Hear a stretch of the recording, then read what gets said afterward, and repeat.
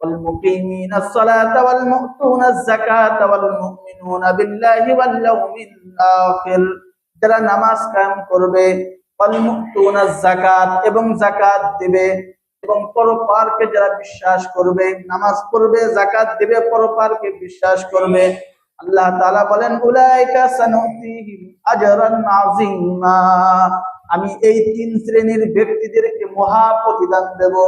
ছোট পুরস্কার না, আল্লাহ পাক বড় পুরস্কার তাদেরকে দিবেন।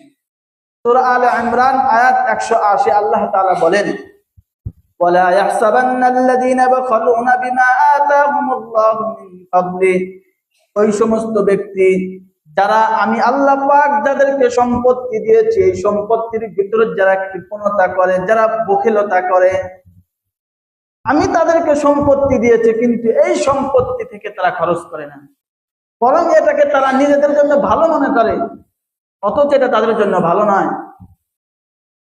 সায়ুতাওয়াকুনা মা বাখিলু বিহি ইয়াউমাল কিয়ামাহ ওয়ালিল্লাহি মিরাতুস সামাওয়াতি ওয়াল আরদ, তারা মনে করে আমি যাকাত দিলাম না, হয়তো আমি লাভবান হয়ে গেছি। না, এটা লাভবান না, বরং আপনি ক্ষতিগ্রস্ত হইলেন। কোনোভাবে আমি দান থেকে বেঁচে গেছি, নিজেকে অনেকেই মনে করছে যাক আজকে 10টা টাকা বাঁচি, এই 10 টাকা আপনার বাঁচে নাই, 10 টাকা আরো ফুরায় গেল।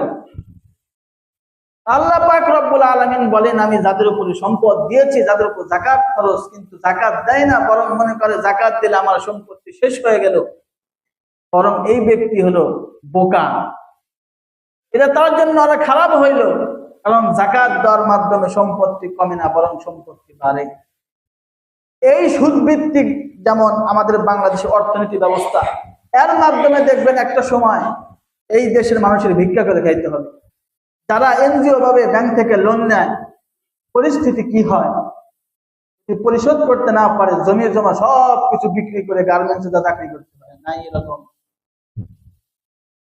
তো এই সুদ ভিত্তিক যে লেনদেন, এর মাধ্যমে এর ফলাফল হলো ভিক্ষা করে খাওয়া।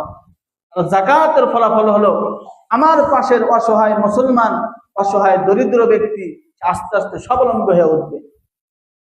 যদি আমার দেশের সম্পত্তিশালী ব্যক্তিরা যদি একটা বছর হিসাব করে যদি পাই টু পাই যাকাত দেয়, দেখা যাবে দ্বিতীয় বছরে এরকম যাকাত খাবে এরকম ব্যক্তি খুঁজে পাওয়া যাবে। এই কারণে পাই টু পাই আমাদের যাদের উপর যাকাত ওয়াজিব, যাকাত দিতে